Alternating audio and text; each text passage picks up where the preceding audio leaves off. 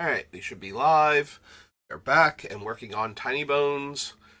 It's very early for me relative to when I normally start streaming because I finally got the tree in last night. My brother helped me out. We've got the space cleared out where it needs to go and it's up. I'm letting the branches kind of fall down now. It was still netted before now. Um, and it rained last night, so I didn't cut it loose last night, so that way the water would drain more into the base and the area around it than, all the way out as far as the branches extend. So, anyway, here's Tiny Bones in case you haven't seen him. I'm still a tiny bit raspy. I'm like 99.9% over the cold that I had, but that thing just stuck with me for the better part of a week, so. So we're down to 93 cards, so we need to cut 33. So a third of the cards and then 3 more of them, and we'll be good to go.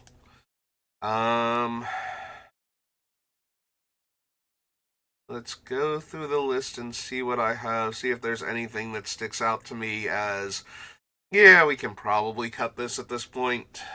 Yeah,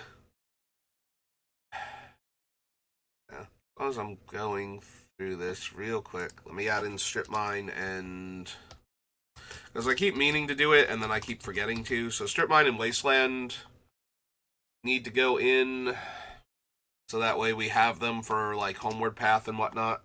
Primarily homeward path. That's like one of the cards that could very easily mess up everything I'm doing.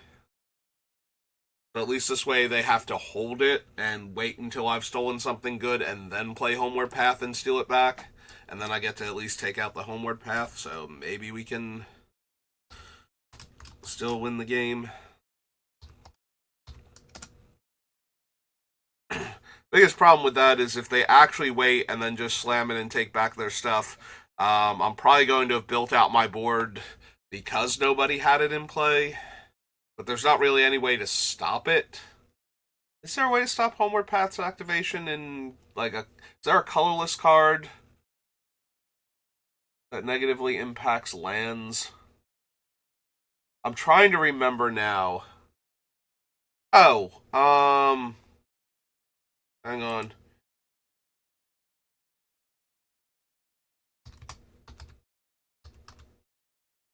Is he non-land, non-land? Okay. Pithing Needle. Might be Pithing Needle. It's one of them. Choose a card name. Okay.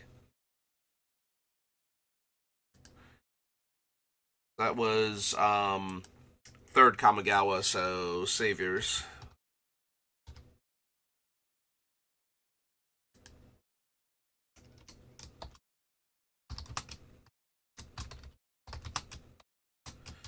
Oh, I just added a card. No, I just thought of that. It's like, even if we destroy it, it's not going to help much if they play it and take their stuff back. We need something preemptive to kill it. So we need one of the cards that shuts off the activation. So that way they can't actually do the thing in the first place.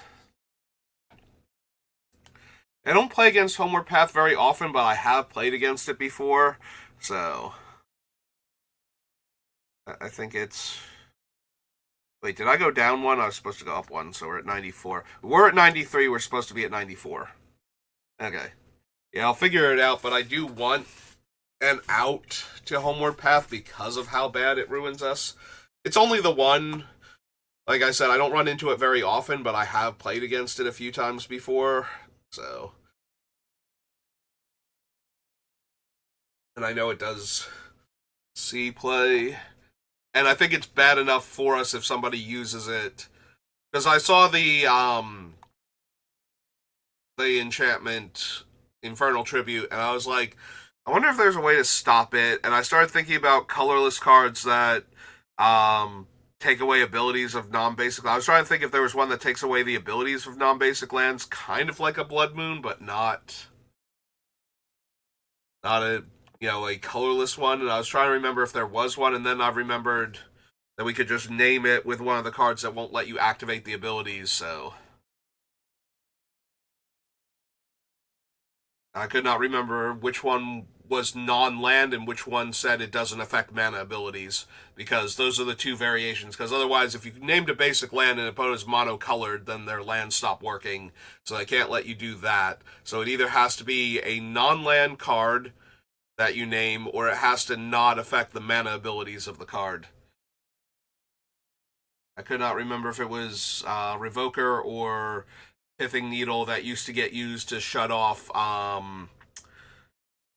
Underworld Connections, because you would name the land that the Underworld Connections was on, since it gave the ability to the land back during Return, like it was Return to Ravnica, but I think it was primarily Theros Return to Ravnica, but I think Return to Ravnica gave way to New Phyrexia, so I couldn't remember if the Pithing Needle from one of the other sets was the thing that was used, or if it became that when they shifted over to New Phyrexia, it was the Revoker that was used to shut it off.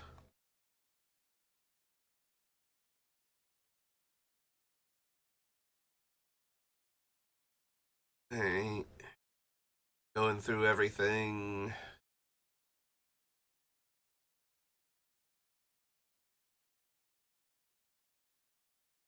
Yeah, I might need to revisit the discard effects. We might have more room to cut down there. And I'm going to need to cut some of them anyway because I just have too many on the list.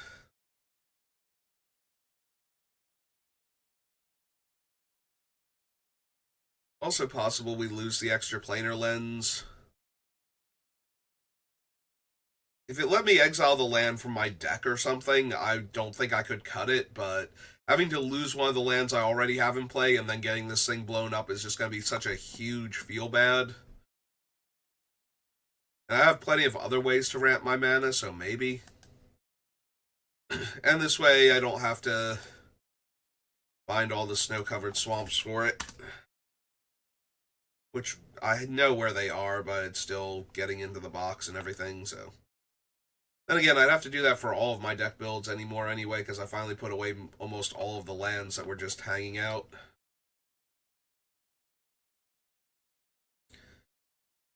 If you've been watching all of my stuff, you'll pick up the background pieces of the saga that is putting away my collection into 5,000 count boxes from binders. Because the binders were becoming too stacked and unwieldy, and because of the light getting in through the windows, the ones that were in the wrong positions were starting to disintegrate because it was drying the oils out of the plastic of the binder pages. So they were just turning into like brittle, flaky things that got everywhere, and that was awful.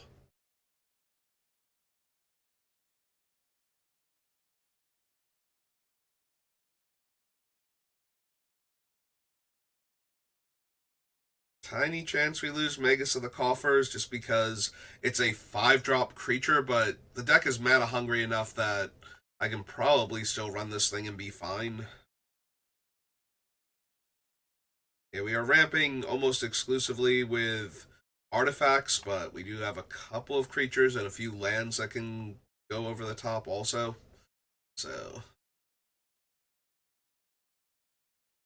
Age Sun, Karn Liberated.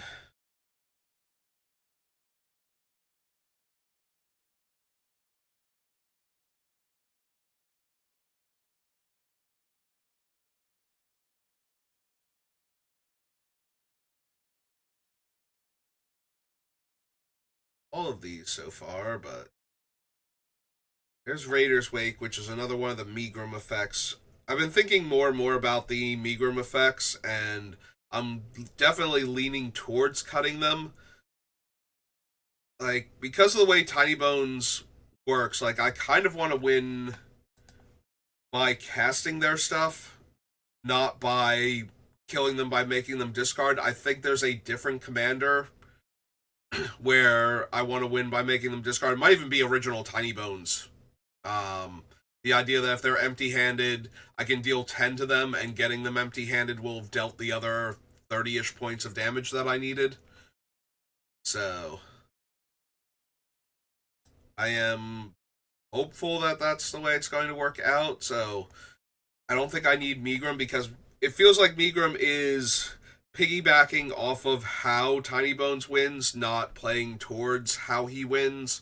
It's one of those we're going to the same place, but we're on different paths kind of building for Commander, where it runs parallel to how I'm trying to win, but does not actually intersect with it. Because the way I want to win is with Tinybones' ability to take my opponent's stuff, cast their stuff, and kill them with it. And I feel like, well, I can do a bunch of extra damage with Megrim effects to make that easier, make that more doable.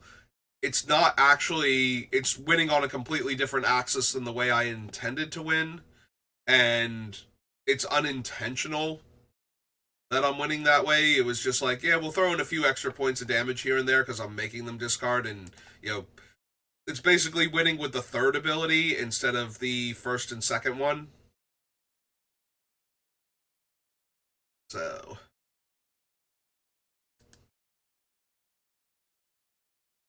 and when I started putting this deck together, the idea was that I was going to win with the linked first and second abilities. Not necessarily the third one. The third one was to enable the first and second ones.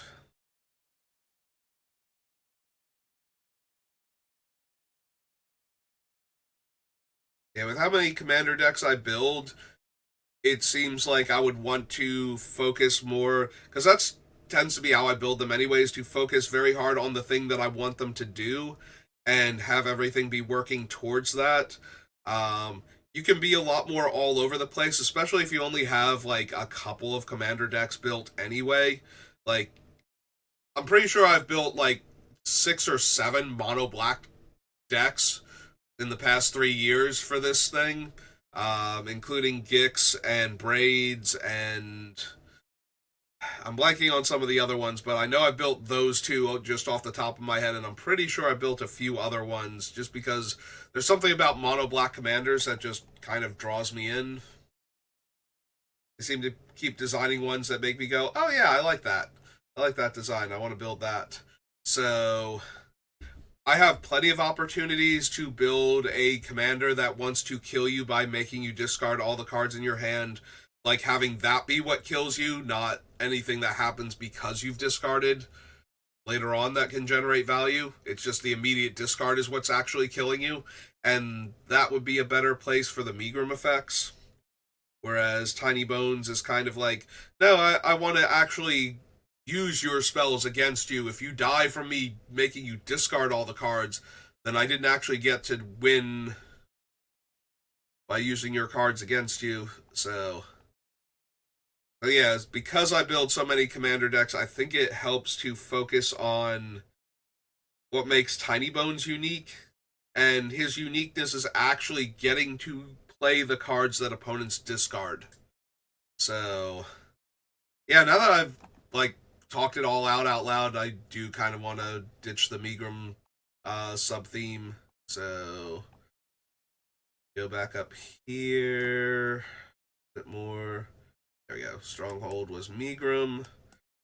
Get rid of Megrim, Raider's Wake,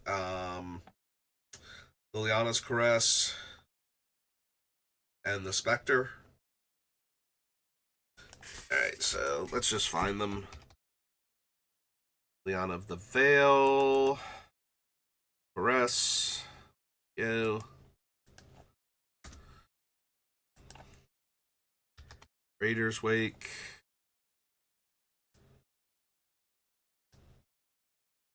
We have to go find the other copy of. Real quick. What was the other? Oh, the Spectre. We need to get rid of that one also. So, Fel Spectre. Fel Spectre. Fel Spectre. Alright, so we find the other Raider's Wake.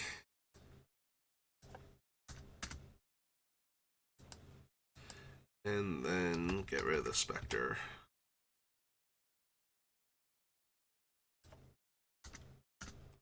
The other Fel should be Fel Profane, Fel the Profane, and the Mire, yeah.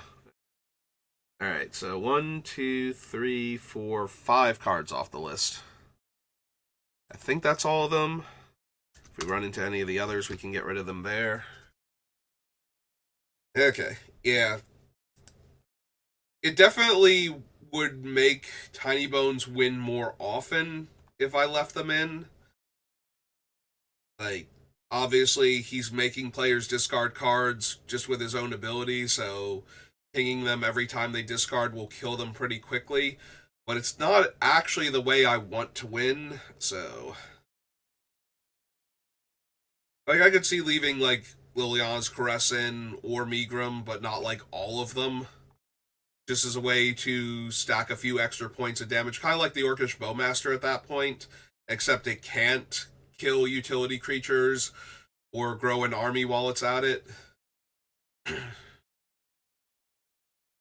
Yeah, at least with the Bowmasters, I don't have to kill the opponent necessarily, although I don't like to drag games out either. If I can kill you with the Bowmaster, I will. But the Bowmaster is in here because I'm going to force players to draw cards, and it punishes players for drawing extra cards.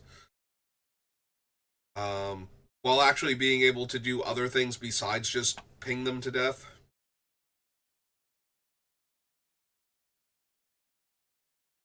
Being able to kill off planeswalkers and damage creatures and whatnot.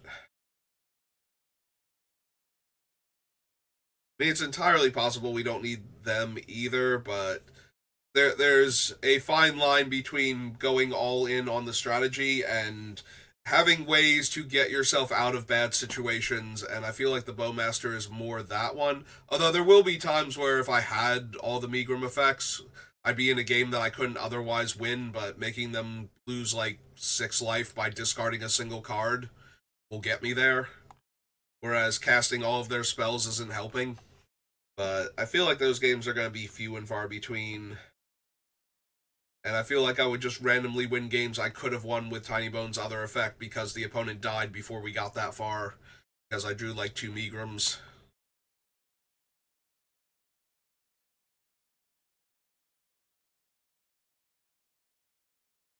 Or because I had one and I played like Dark Deal or Memory Jar or something. They just discarded way too many cards all at once.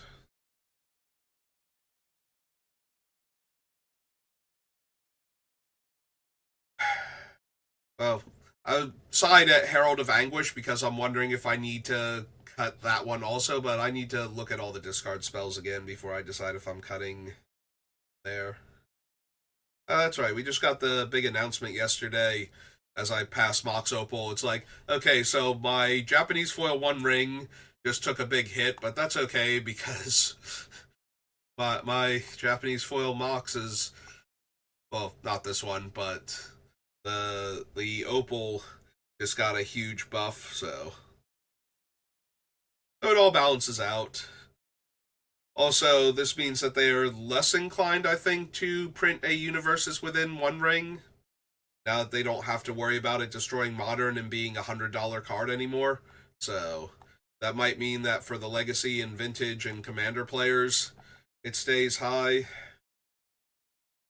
You know, assuming they can prove that Commander's going to be a stable thing after how bad this year was. Good God, that was this year too.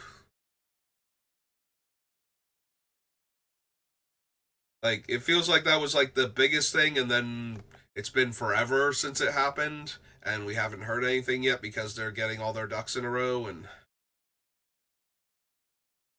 I just realized it's only been what, like 4 months.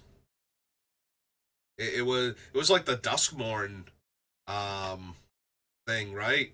It was Duskmorn's update that brought in the, hey, we're going to ban some cards out of Commander officially, because it was like Modern Horizons 3 and then Duskmorn, and then they banned Nadu, and yeah. God, that was such a mess.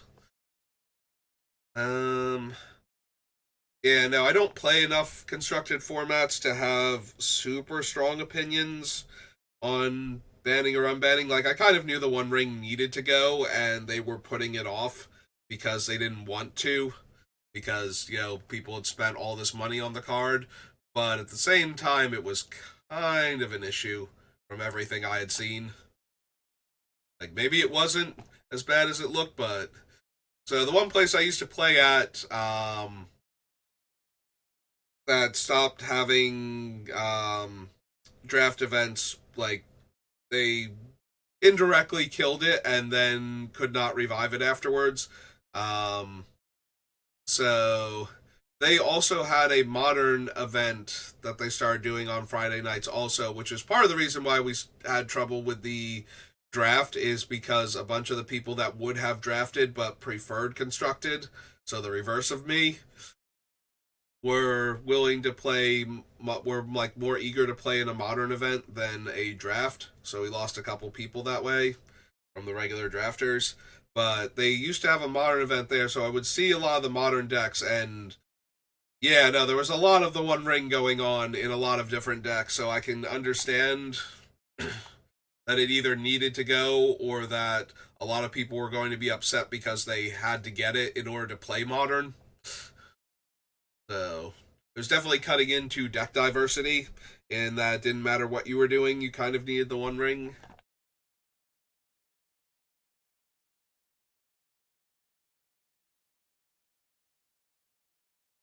So yeah, I can understand that one going. I had not actually seen the energy deck, but I haven't been paying much attention to it lately. Or, well, not at all anymore since the place closed down, but um like I had not actually seen the energy deck, although I'm sure they had it, because somebody would have built it. So yeah, I had not actually seen the energy deck, but seeing Amp Raptor go makes a lot of sense if that's the problem. Um, it's kind of like getting rid of Bloodbraid Elf from Jund when Jund was huge in Standard. You know, a thing that is putting a body on the board and giving you a free spell is probably the strongest thing you're going to do in your deck. So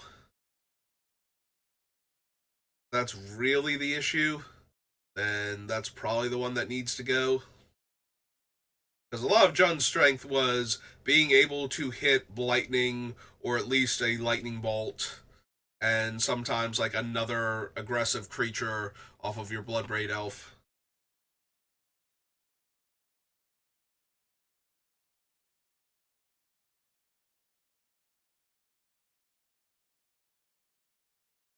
So yeah, I'm not surprised to see that one go. Also, I'm amused at how companions just continue to warp formats and kind of need to get removed. I remember when I first saw those things, like, so I've been playing Magic long enough that when they announce crazy things, there's a whole lot of doomsayers that come out every single time. I remember it most clearly the first time, like, ever being like, everybody's saying that Magic's dying was 6th edition when the rules first changed from what they had been up until that point. Which was basically the biggest rules overhaul I think ever in Magic. I don't think there was one anywhere.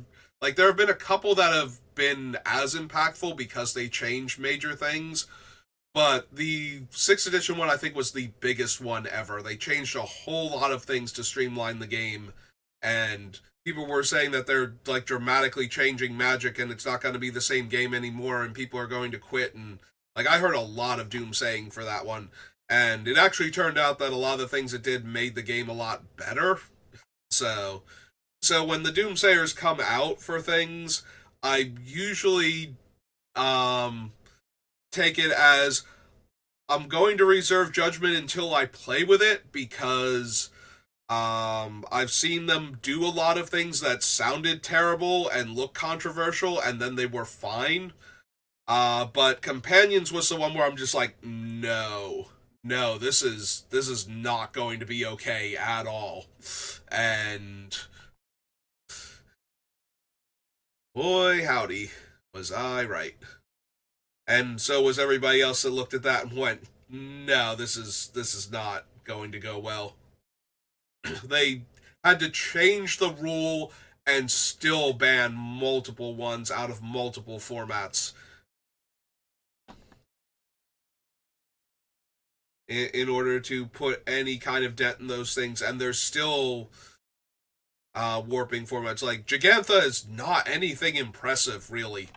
but the idea that it's an eighth free card that you get to start with every game, and it's a body, and you can use that body, and all it's doing, like, the only thing it's really costing you is the one sideboard deck slot, which can be a thing for some decks, but, it's not costing you a resource in the game. Like, even adding the 3 mana didn't stop that, so. Like, now you have to spend 3 mana to effectively tutor this card, and you can't draw it in the meantime, so you're good on that front, so you don't have to do it as soon as possible. You can do it whenever. And yeah. Yeah, no. Companions are one of the most glaring, obvious, you could see this one from Orbit mistakes. And I don't know why they went with it anyway. I have to believe that usually, if you ever read any of Mark Rosewater's articles on making magic, there will always be somebody that's doing pushback on any given thing, because, and you kind of want that, like, even if you have a good idea, you want somebody who's going to put it through its paces and make sure you're doing the right thing. You don't just want everybody to be a bunch of yes men and thumbs up everything, because otherwise you get a lot more companion caliber cards than you get, like, good, decent, fun cards. So. Alright, so we made it through the entire list, and all I wound up cutting was the other things. Although I am thinking about cutting Tinybones, like the other Tinybones. So I get to draw cards when opponents discard cards, which I already have cards for that. And I think those are fine. And also, he's doing kind of the same thing as Megrim, where he's punishing the opponents for having discarded all of their cards. Not necessarily... not necessarily helping his other version win the game. So, yeah, I think as much fun, like, if we could run, well, we obviously can, but if it was good to run Pickpocket, I don't think I could break up Tinybones Tribal, but because it's not good to run Pickpocket, I don't think, we can probably cut Trinket Thief also, and it would not negatively impact the deck. I am kind of interested, though, with the unbannings, if the decks actually become things again, like the ones that got taken out by the initial bannings that have been reversed now. I do remember way back in the day when Splinter Twin first got banned, one of the places I was drafting at had a modern event on a different night, so that way the people that like to play Magic in general could show up for the draft and play the draft and still play modern. But I remember the modern players, there was one that was really, really upset about Splinter Twin going. Like, that was his main deck. And I didn't see him much after that. I think he might have legit quit Magic when they banned Splinter Twin from Modern at the time. But yeah, I do remember how bad Splinter Twin was. I actually ran Splinter Twin at a PTQ, but I ran it out of the sideboard.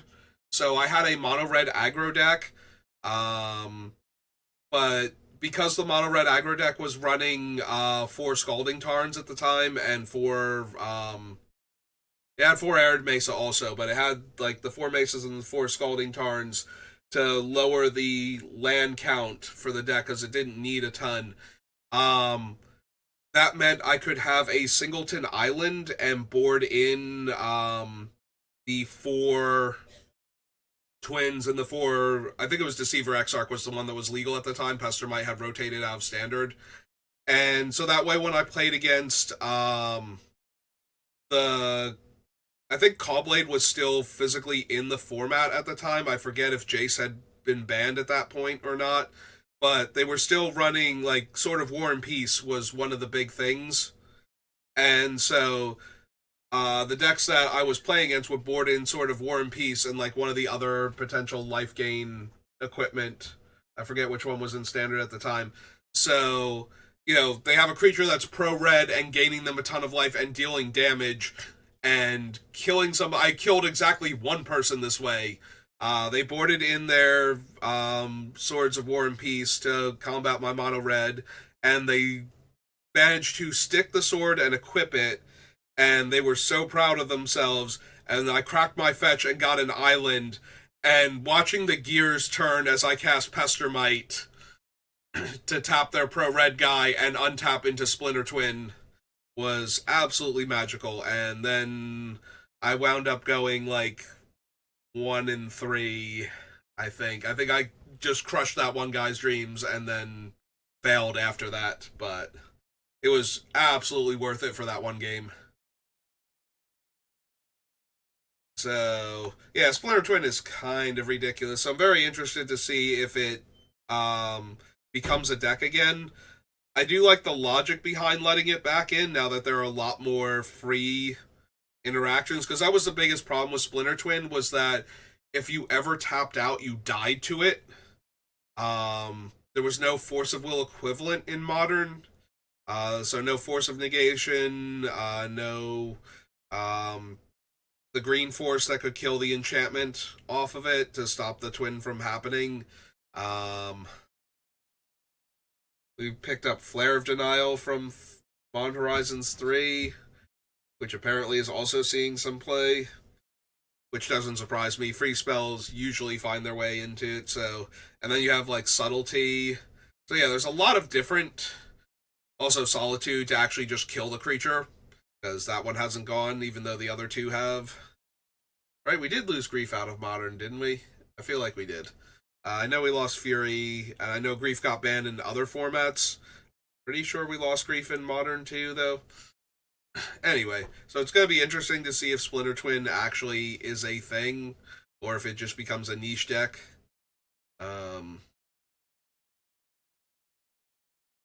And now that most of the affinity decks are more 1/1 counters matter and they just happen to be robots, interested if the Mox will actually make a huge impact. And Faithless Looting is kind of whatever. Like, it's a nice card and it helps graveyard decks. So, but that can go into, like, there might just be, like, it might not necessarily resurrect the decks that it was running in before, but it might give way to a new deck. Same with Green Sun Zenith. Like, the other two are very, like, Splinter Twin has to be a Splinter Twin deck or it's not doing anything, and Mox Opal needs to be in a heavy artifact deck in order to do anything. But the other two are kind of like, yeah, there are a whole lot of different strategies we could potentially go into. So whether or not those two make an impact. Also, Psychic Frog going out of Legacy is one of those things. I'm really glad I only bought the one to make sure I had the one for my collection and was going to get around to buying the other three, because I'm pretty sure that will keep its value in check. And Vexing Bauble, I'm not at all surprised in a format defined by Force of Will that they decided that a 1 mana make it so you can't stop my spells, and then I can cycle this thing later on when I don't need it. Might have been a bit too powerful for the format. Like, same reason it got restricted in Vintage, so... Alright, enough of my rambling about the ban list. It's nice to ramble about a ban list, though, where it looks like things might have been done correctly, in the grand scheme of things. I do like to see unbannings whenever possible. Obviously, cards went on the ban list for a reason, but if that reason no longer applies, I think it's healthier for the game if cards... I had this talk when, we banned the cards out of Commander. It's like, I don't like to see cards get banned if they don't have to be. It's much healthier for the game if the cards can stay in. And because when you ban cards, like, people in, like, I know the argument is that it's not an investment, but if you're going to play the game and you're going to spend money in order to play the game, that's not an investment where you bought the cards and you stuck them in a vault somewhere and you're hoping they appreciate in value like gold bars. This is you bought them so that you could do stuff with them, and now you can't do the thing you bought them for. Yeah, it's like I don't know. It's like buying a car and then having everything go. It's like, no, we literally have to ban fossil fuels now, and then your car doesn't work. It's like, are you kidding me? I just spent like all of this money on a car and I can't use it now. Like, it's not that I bought it to put it in a showroom or to put it in a barn somewhere and hoped it would appreciate in value. I bought a car so I could drive the car, and now I can't drive it. And it's kind of like that's the problem with banning cards in Magic, not necessarily that you're tanking the secondary market value. It's that you're taking it away from people that just spent the money on the card so they could play with it. So that's more of the issue. So I like to see them only ban cards when they are basically ruining the game. Like, you have to own this card in order to play, and it's miserable. Um, that's when the cards need to get banned, not, I like this card and I'm having fun with it, but I don't have to play it. If I wanted to play a different strategy, I could. So, but yeah, I'd prefer to see cards get unbanned if the reason that, like, when they were oppressive, there weren't all of the other cards that are currently in the format. You know, with how fast they're printing Magic sets, the number of cards they add into a format every year is just like any non-rotating format is just getting a huge pile of cards added. So the idea that a card from like 5 years ago that was oppressive is still going to be oppressive, it's like sometimes yes, that's true, because they were careful not to print other things like it or at its power level, because they didn't want to have to ban another card. Maybe it is still terrible. Maybe Splinter Twin doesn't have enough answers in the format still, and it's going to be a problem. But at the same time, they've added so many cards that can interact with it that it becomes like maybe it doesn't actually need to get banned. It's the ones that are hard to interact with in a meaningful way that kind of need to stay on the ban list until there are ways to interact with it and it is meaningful, or until the format shifts in such a way that the decks that would run it aren't viable anymore. One or the other. You know, like would Affinity go back to being super heavy artifacts if the artifact lands came back? I forget it because we have the comes into play tapped ones. Like, would that revive original Affinity if the other five came back? And Darksteel? I forget if Darksteel's still legal in Modern. I think Darksteel was the only one they didn't ban. Like, they just let them have the one. That way, they would still be functional while banning the other five. As far as I know, they never unbanned them.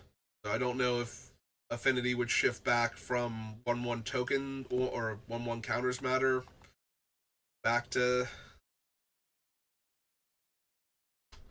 back to the robots again, but all right, so what do I want to get rid of from the discard pile? Because this is the biggest part of the list and the one I have the most room for. I think Bandit's Talent does have to go. I was talking about doing it yesterday, and all of the logic for getting rid of it still holds true. It is a single shot discard, and we don't need the rack like effect of the second level, and the third level can be problematic if we have one of our other cards in play. So, although that's not really much of a factor, because either we don't level it up because we have it in play or have it in hand and are planning on casting it, or we do level it up and we just don't play the other card until this one dies.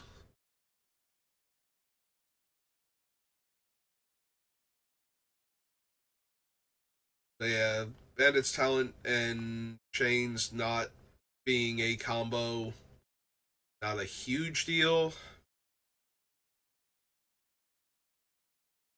Uh, yeah, I'm starting to think we might want to get rid of the Herald of Anguish. It's one of the more expensive cards we still have. Now, granted, we're generating huge amounts of mana, so it's not like it's uncastable. But at the same time, the reason we're trying to generate so much mana is because we're trying to cast not only our spells that are relevant, but also any of the spells that we've made opponents discard. Because if we're not casting those, then we're not getting our full value out of Tinybones, and we're not moving towards a winning game state, I feel like. So trying to cast a 7-drop demon, and yes, it has improvise, but all of the artifacts I'd be tapping for it, there's like 4 of them that aren't already mana rocks or something. Like, I'm tapping Oblivion Stone, which I didn't play and activate immediately for reasons, and Sensei's Top and Crucible of Worlds. Like, those are the artifacts we're tapping to improvise with him, because everything else taps for at least that much mana, if not more so. But yeah, maybe we lose the Herald.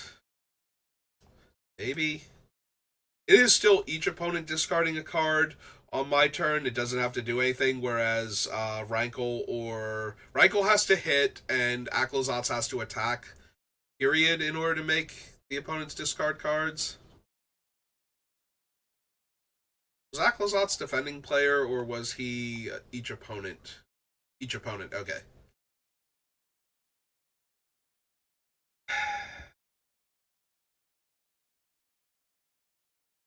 It could also be the Mind Slicer,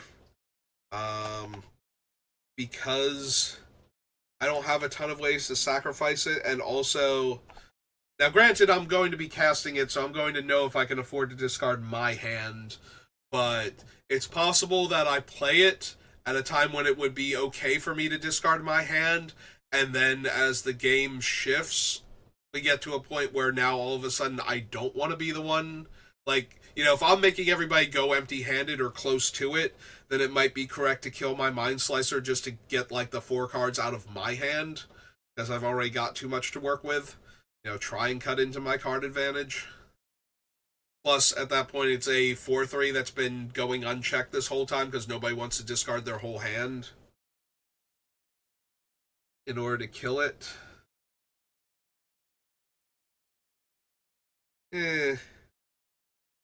Even with all of that, like, I'm still in control of it, so I know when we're going to discard our hand, so maybe not.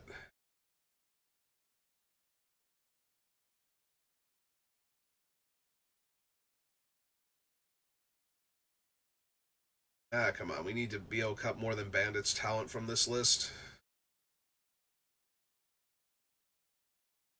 Like, maybe it's Unnerve out of all of everybody, like, each opponent discards 2 cards and then it's done.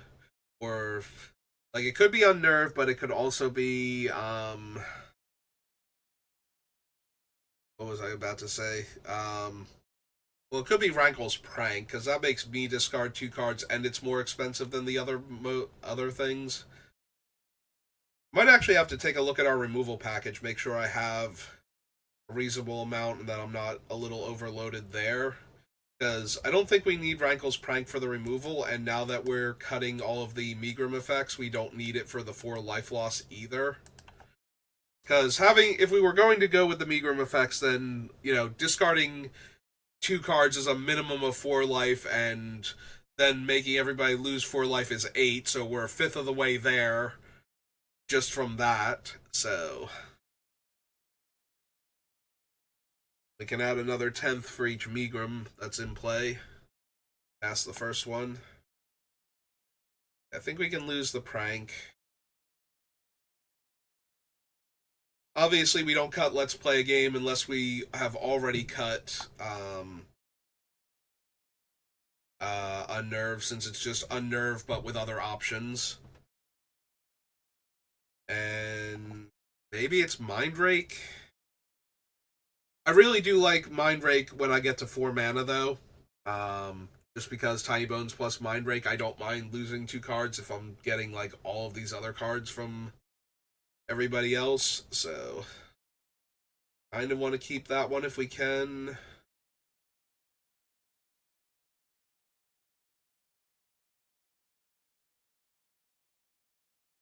How many actual rats do we have? Like, comes into play, each opponent discards a card.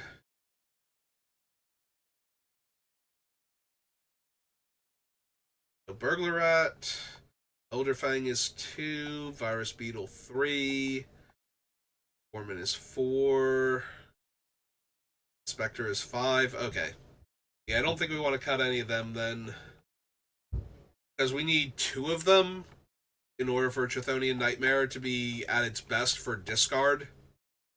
Because we have like Tinybones, so we have a 2-drop creature that we can sacrifice if we need to in order to do the whole Nightmare thing back and forth. So it's not like we can't do it if we only have one of them, but I would really like for it to be 2 of them, so that way each activation is a discard instead of every 2 activations as a discard for Nightmare. Alright, so we lose Bandit's Talent and Rankle's Prank.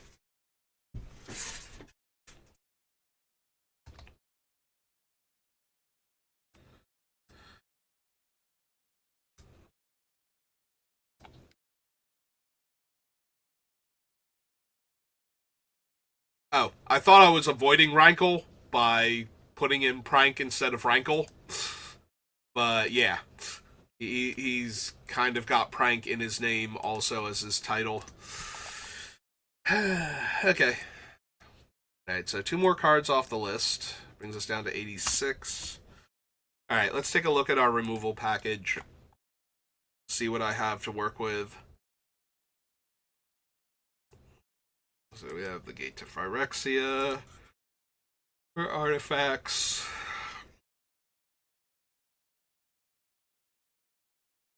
Plus Will, Grim Monolith, Memory Jar, Dynamo, Market, Intent, Arena.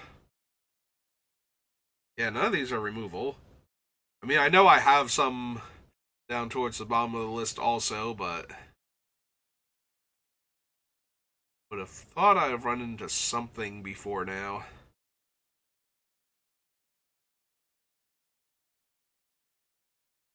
Big Game Hunter is removal. Damnation also.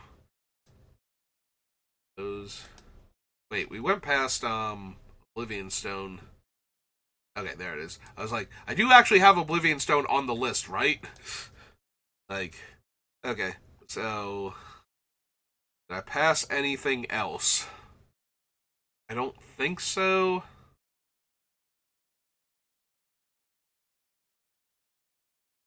Yeah, a lot of older mono black removal can't hit specifically black creatures because Terror. Like, Terror was the establishing. Oh, black's removal has like 1 exception at least.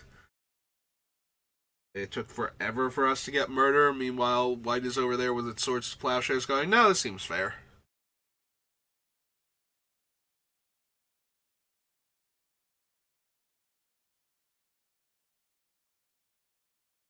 Chalice.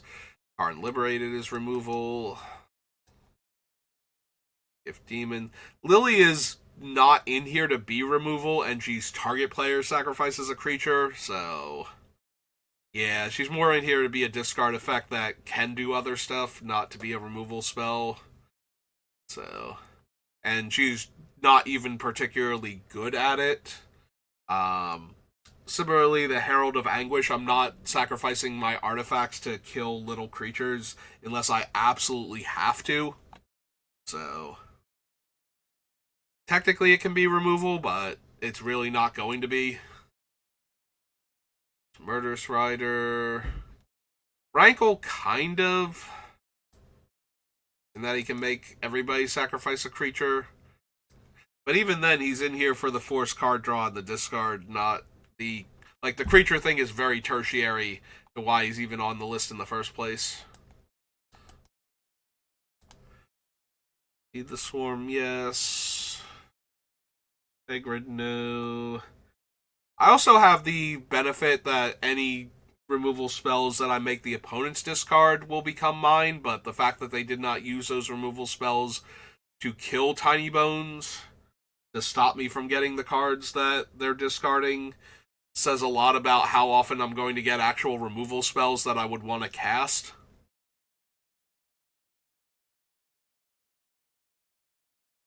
In this way.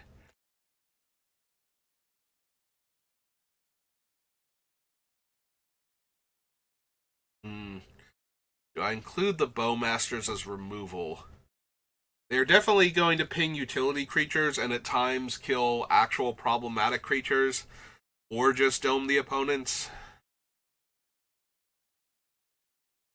I don't know, maybe I will wind up losing the Orcish Bowmaster because they're not on theme enough. Let's grab my Bitter Triumph. Game, Withering Torment, yes.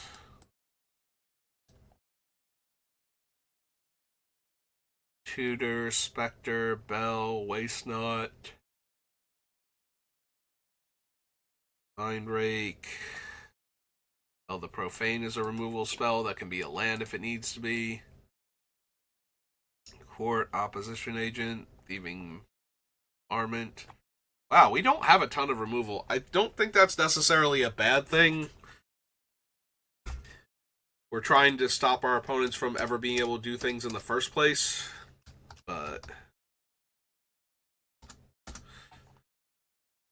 by taking away their things, we do need some, because plenty of things are going to get past our discard early on. Need to have something in place when they do. Yeah, 1, 2, 3, 4, 5, 6, 7, 8, 9, 10. 10 removal spells in the entire deck.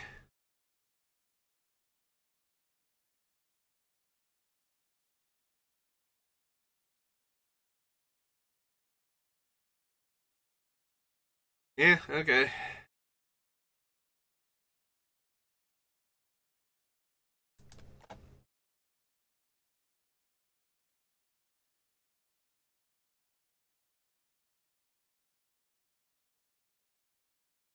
But yeah, I don't think any of the removal can go.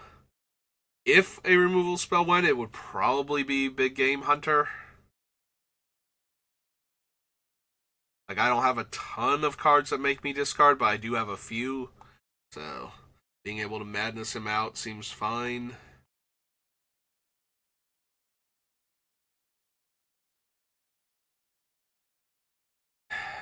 I don't know, maybe Mind Twist with the X in the casting cost. Like, if we needed to hit somebody for a large number of cards.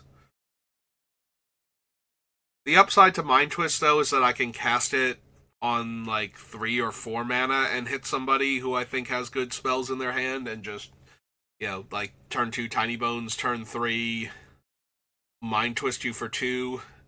Basically him to Turok at that point.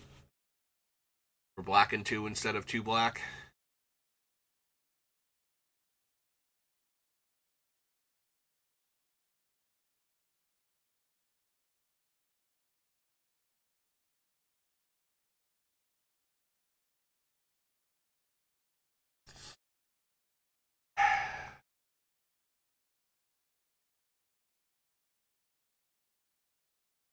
Yeah, maybe we just don't need it, though.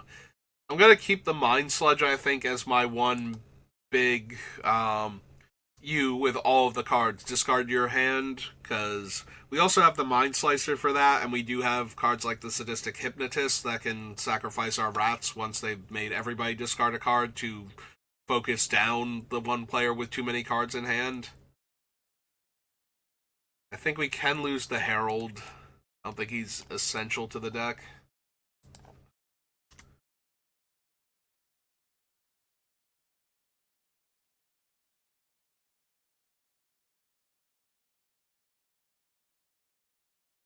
Alright, so we lose Mind Twist, we lose the Herald, and then we're at the 50-minute mark, so I think I call it there.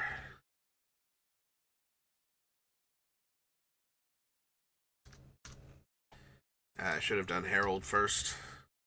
That way I would be right there for the moving the cards from the list. But yeah, we go down to 84, so we cut almost 10 cards. Technically, we did cut 10 cards, but I added in a card. So, progress. Also, I do think we actually need Pithing Needle or something like that for cards like Homeward Path. Because we can kill a Brooding Saurion if it comes down, and there's nothing we can do about Brand, so you just kind of have to go with it at that point. But yeah, it's going to do it for me for right now. Streams are going to be a bit more erratic as I trim the tree and get ready for Christmas. But I'll try and do more between now and then. Hopefully we can finish Tinybones and before Christmas, and I'll still be playing like Magic a little bit on Thursday and Friday probably, as a break from working on the tree, and we'll play some Nine Souls, I'm sure, at various points in time. But yeah, that's going to do it for me for right now, so thank you for watching, and I will see you next time. Have a good rest of your day.